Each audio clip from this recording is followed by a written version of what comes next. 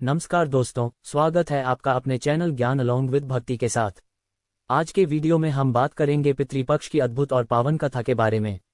ये कथा केवल सुनने मात्र से ही मनुष्य के जीवन के सब पाप नष्ट हो जाते हैं। जो भी व्यक्ति श्रद्धा और मन से इस कथा को सुनता है, उसके ऊपर यदि पितृदोष हो तो वह समाप्त हो जाता है। उसके जीवन के सारे दुख, दरिद्रता और विघ्न बाधाएं मिट जाती हैं। उसके घर में सुख समृद्धि का वास होता है और धन धान्य की कभी कमी नहीं रहती। ये कथा सुनने वाले को पूर्वजों का आशीर्वाद मिलता है और उसका जीवन खुशियों और सौभाग्य से भर जाता है। पितृपक्ष का महत्व अत्यंत गहरा है। शास्त्रों में कहा गया है कि इस समय हमारे पूर्वज स्वयं धरती पर आते हैं और अपने वंशजों से तर्पण और स्मरण की अपेक्षा करते हैं। जब हम उनका विधि पूर्वक स्मरण करते हैं तो वे संतुष्ट होकर हमें आशीर्वाद देते हैं। उनके आशीर्वाद से जीवन में सफलता, शांति और प्रगति का मार्ग प्रशस्त होता है। लेकिन यदि उन्हें भुला दिया जाए तो उनका असंतोष परिवार में दुख और विघ्न बढ़ा देता है। इसीलिए पितृपक्ष केवल एक धार्मिक पर्व नहीं बल्कि यह हमारे पूर्वजों के प्रति कृतज्ञता व्यक्त करने का सर्वोच्च अवसर है। यही महान कथा भगवान श्री कृष्ण ने अपने प्रिय वाहन गरुड़ जी को सुनाई थी। जब गरुड़ जी ने विनम्र भाव से भगवान से प्रश्न किया, हे प्रभु, पितृपक्ष का इतना महत्व क्यों है?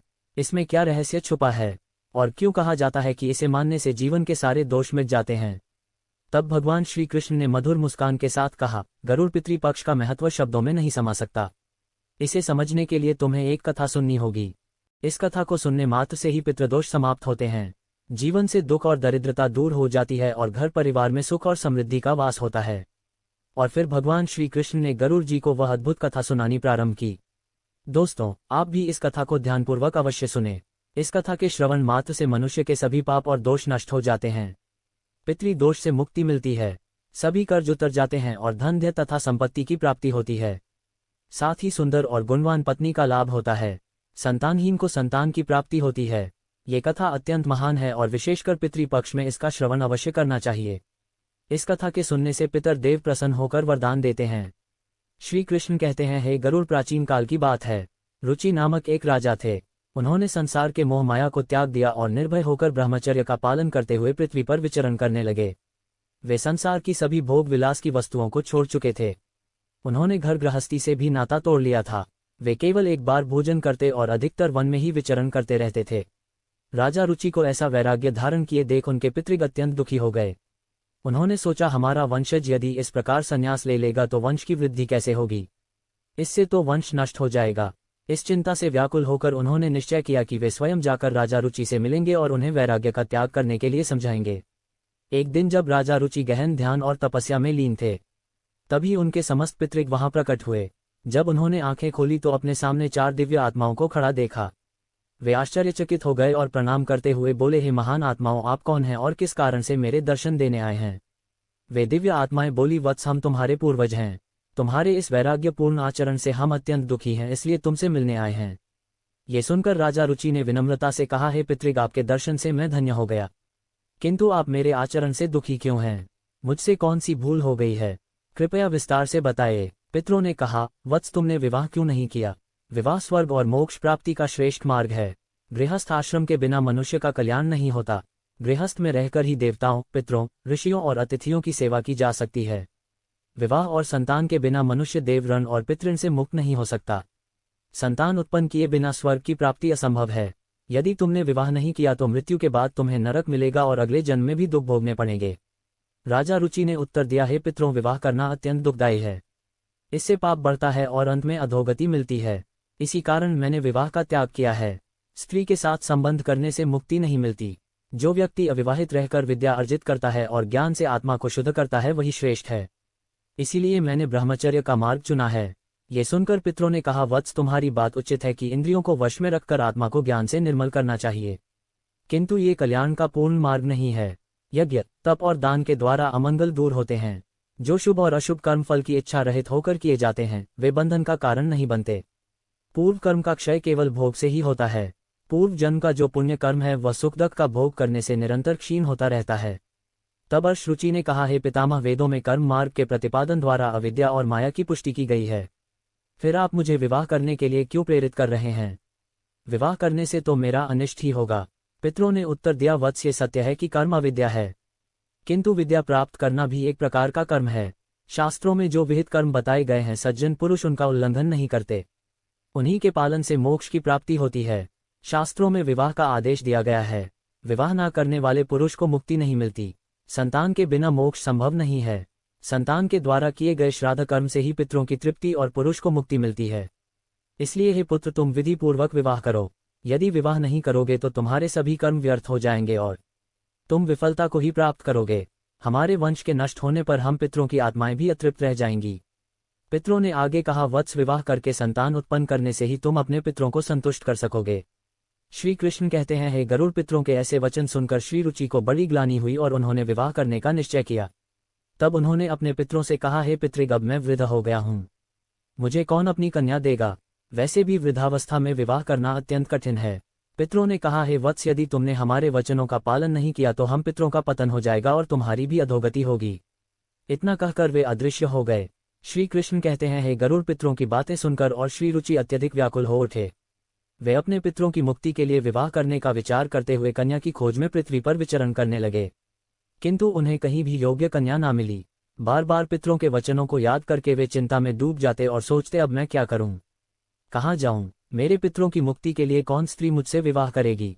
बहुत देर तक मनन करने के बाद आर्षि रुचि ने ब्रह्मा जी की तपस्या करने का निश्चय किया। उन्होंने 100 वर्षों तक वन में घोर तपस्या की। उनकी कठोर साधना से प्रसन्न होकर जगत पिता ब्रह्मा जी उनके समक्ष प्रकट हुए और बोले, हे रुचि, मैं तुम्हारी तपस्या से प्रसन्न हूँ। जो भी अभिलाषा हो बताओ, मैं अवश्य उसे पूर्ण करूंगा। ऋषि रुचि ने विनम्रता पूर्वक प्रणाम करते हुए कहा, हे परमपिता, मेरे पितरों ने मुझे संतान उत्पन्न करने का आदेश दिया है, किंतु मुझे विवाह योग्य कोई कन्या नहीं मिल रही। कृपया मुझे एक कन्या प्रदान करें ताकि विवाह करके मैं संतान प्राप्त कर सकूं। तब ब्रह्मा जी बोले, हे विप्र, तुम स्वयं संसार के प्रजापति बनोगे। तुम्हारे द्वारा प्रजा की सृष्टि होगी। तुम्हारे पितरों ने जो कहा है वह सत्य है। तुम्हें विवाह करना चाहिए। इस अभिलाषा को मन में रखते हुए पितरों की पूजा करो। वे प्रसन्न होकर तुम्हें उत्तम स्त्री प्रदान करेंगे और तुम्हारी इच्छा पूर्ण होगी। इतना कहकर ब्रह्मा जी अंतर्ध्य हो गए। ब्रह्मा जी के वचन सुनकर आर्षि रुचि ने निश्चय किया कि वे पुनः अपने पितरों को प्रसन्न करेंगे। वे एक नदी के तट पर पहुंचे और एकांत में बैठकर अपने पितरों का तर्पण किया। तर्पण के बाद एकाग्रचित होकर वे भक्तिपूर्वक पितरों की स्तुति करने लगे। श्री कृष्ण कहते हैं, हे गरुड़, आर्षि रुचि ने जो स्तुति अपने पितरों के लिए की उसे प्रत्येक मनुष्य को ध्यानपूर्वक सुनना चाहिए। ये स्तुति सब पापों और दोषों को नष्ट करने वाली है। जो इसे केवल एक बार भी सुन ले उसके अनेक पाप नष्ट हो जाते हैं और उसे पितरों का आशीर्वाद प्राप्त होता है। इसीलिए हे गरुड़, तुम भी इसे ध्यान से सुनो, तभी इस कथा के श्रवण का फल तुम्हें मिलेगा। आर्ष रुचि स्तुति करने लगे। जो अधिदेवता के रूप में विद्यमान रहते हैं और जो श्राद्ध के अवसर पर देवताओं से स्वधा द्वारा तृप्त किए जाते हैं, उन सभी पितृगणों को मैं प्रणाम करता हूँ। स्वर्ग में अवस्थित महर्षि गण भक्ति और मुक्ति की इच्छा से मानसिक श्राद्ध द्वारा जिन पितरों को तृप्त करते हैं, उन सभी पितरों को भी मैं प्रणाम करता हूँ। अग्निस्वाद वर्ष आज्ञा और सोमपति गण इस श्राद्ध में मेरे द्वारा तृप्त होकर संतुष्ट हो। अग्निस्वाद पितर मेरी पूर्व दिशा की, वर्ष पितर दक्षिण दिशा की, आज्ञा पितर पश्चिम दिशा की और सोमपति पितर उत्तर दिशा की रक्षा करें। ये सभी पितृक भूत प्रेत पिशाच और असुरों के कारण उत्पन्न दोषों से सदा हमारी रक्षा करें। विश्वभक्त आराध्य धर्मध्य शुभानंद भूतकृत और भूति नामक 9 गण, कल्याण कलद श्रेय कलता हेतु और अंग नामक 6 गण तथा वरवरेण्य वरद तुष्टि पुष्टि विश्वपात और धाता नाम से विख्यात 7 गण और महात्मा महित महिमा महावान और महाबल नामक 5 गण, इन सभी पितरों को मैं प्रणाम करता हूँ। राशि रुचि की इस स्तुति से समस्त पितृक प्रसन्न हो गए। उसी समय एक दिव्य तेज उत्पन्न हुआ जिसने आकाश मंडल में चारों ओर प्रकाश फैला दिया और संपूर्ण विश्व को अपने तेज से आच्छादित कर लिया। उस अद्भुत प्रकाश को देखकर श्री रुचि घुटनों के बल बैठकर पुनः अपने पितरों की स्तुति करने लगे। उनकी स्तुति सुनकर पितृग अत्यंत प्रसन्न होकर उनके सम्मुख प्रकट हुए और श्री रुचि ने पुष्प, गंध और विविध नैवेद्य अर्पित किया।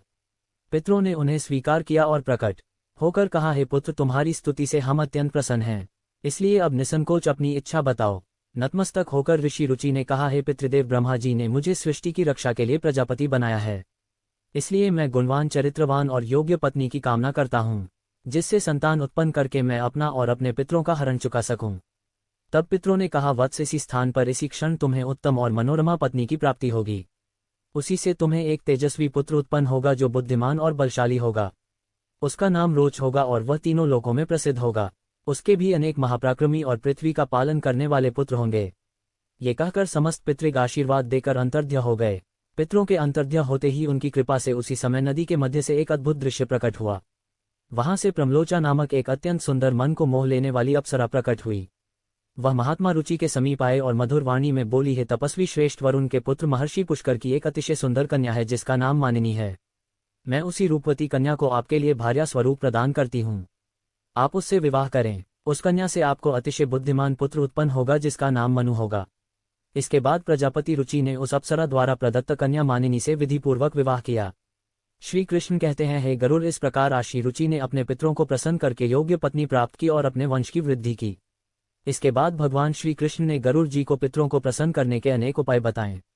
उन्होंने कहा कि यह उपाय मनुष्य के जीवन से पितृ दोष को समाप्त करते हैं और पितरों की कृपा प्राप्त करने में सहायक होते हैं। श्री कृष्ण ने कहा, पितरों को प्रसन्न करने का सबसे पहला और मुख्य उपाय तर्पण है। तर्पण का अर्थ है पितरों को जल अर्पित करना। पितृपक्ष में पवित्र जल लेकर काले तिल, दूध और कुश के साथ पितरों का आह्वान करते हुए श्रद्धा से जल अर्पण करना चाहिए। तर्पण करते समय एयुएम पितृभ्यः स्वधा मंत्र का उच्चारण करने से पितर प्रसन्न होकर आशीर्वाद देते हैं। उन्होंने आगे कहा, श्राद्ध कर्म पितरों की तृप्ति के लिए अत्यंत आवश्यक है। इसमें पितरों के निमित्त सात्विक भोजन, फल और वस्त्र अर्पित किए जाते हैं। श्राद्ध करने वाले को ब्राह्मणों को भोजन कराना चाहिए और उन्हें वस्त्र व दक्षिणा देकर आशीर्वाद लेना चाहिए। श्राद्ध के दिन विशेष रूप से खीर, पूरी, सब्जी और अन्य सात्विक भोजन बनाकर पितरों को अर्पित करना चाहिए। तीसरा उपाय श्री कृष्ण ने बताया, गाय, ब्राह्मण और अन्य जीवों को भोजन कराना। विशेषकर गाय, कुत्ते और कौवे को भोजन देने से पितर तृप्त होते हैं। श्राद्ध के दिन गाय को रोटी और हरी घास तथा कौवे को चावल और खीर अर्पित करना विशेष शुभ माना जाता है। इससे पितरों की कृपा मिलती है और पितृ दोष का नाश होता है। फिर श्री कृष्ण ने कहा, पीपल और तुलसी के वृक्ष की पूजा करना भी पितरों को प्रसन्न करने का श्रेष्ठ उपाय है। पीपल का वृक्ष पितृगणों का निवास स्थान माना जाता है, जबकि तुलसी देवी लक्ष्मी का प्रतीक है। श्राद्ध के दिन पीपल और तुलसी की पूजा करके तथा पीपल के नीचे दीप जलाकर पितरों को तृप्त किया जाता है। इससे पितर प्रसन्न होकर परिवार को सुख, समृद्धि और आशीर्वाद प्रदान करते हैं। भगवान श्री कृष्ण ने गरुड़ जी से कहा, जो व्यक्ति पितृ दोष से पीड़ित होता है उसे गया जी या अन्य पवित्र तीर्थों पर जाकर पिंडदान करना चाहिए। गया जी में किया गया पिंडदान पितरों को संतुष्ट करता है। वे मोक्ष प्राप्त करते हैं और अपने वंशजों को आशीर्वाद देते हैं। पिंडदान के समय काले तिल, कुश और चावल का उपयोग कर पितरों को अर्पण करना चाहिए। ये प्रक्रिया उनकी आत्मा को शांति और तृप्ति देती है। श्री कृष्ण आगे कहते हैं, पितरों को प्रसन्न करने के लिए श्राद्ध पक्ष में व्रत रखना चाहिए। इस समय सात्विक आहार ग्रहण करना चाहिए और ब्रह्मचर्य का पालन करना चाहिए। श्राद्ध पक्ष में मांस, मदिरा और तामसिक आहार का सेवन नहीं करना चाहिए। व्रत के दौरान भगवान विष्णु, शिव और देवी लक्ष्मी की आराधना करनी चाहिए।